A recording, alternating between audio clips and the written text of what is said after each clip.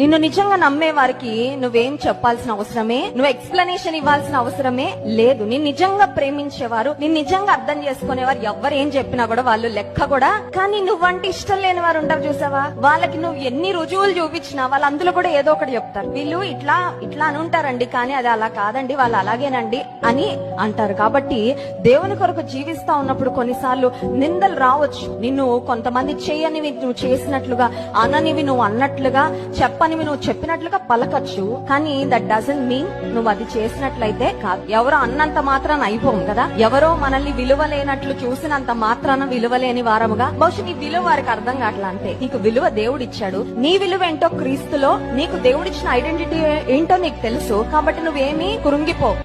నిన్ను నిజంగా నమ్మే వారికి నువ్వేం చెప్పాల్సిన అవసరమే, నువ్వు ఎక్స్ప్లెనేషన్ ఇవ్వాల్సిన అవసరమే లేదు. నిన్ను నిజంగా ప్రేమించేవారు, నిన్ను నిజంగా అర్థం చేసుకునేవారు ఎవరు ఏం చెప్పినా కూడా వాళ్ళు లెక్క కూడా. కానీ నువ్వంటే ఇష్టం లేని వారు ఉంటారు చూసావా, వాళ్ళకి నువ్వు ఎన్ని రుజువులు చూపించినా వాళ్ళు అందులో కూడా ఏదో ఒకటి చెప్తారు. వీళ్ళు ఇట్లా ఇట్లా అని ఉంటారండి, కానీ అది అలా కాదండి, వాళ్ళు అలాగేనండి అని అంటారు. కాబట్టి దేవుని కొరకు జీవిస్తా ఉన్నప్పుడు కొన్నిసార్లు నిందలు రావచ్చు. నిన్ను కొంతమంది చేయనివి నువ్వు చేసినట్లుగా, అననివి నువ్వు అన్నట్లుగా, చెప్పనివి నువ్వు చెప్పినట్లుగా పలకచ్చు. కానీ దట్ డజంట్ మీన్ నువ్వు అది చేసినట్లయితే కాదు. ఎవరో అన్నంత మాత్రాన అయిపోం కదా. ఎవరో మనల్ని విలువలేనట్లు చూసినంత మాత్రాన విలువలేని వారముగా, బహుశా నీ విలువ వారికి అర్థం కావట్లా. అంటే నీకు విలువ దేవుడిచ్చాడు, నీ విలువ ఏంటో క్రీస్తులో, నీకు దేవుడిచ్చిన ఐడెంటిటీ ఏంటో నీకు తెలుసు. కాబట్టి నువ్వేమీ కురుంగిపో.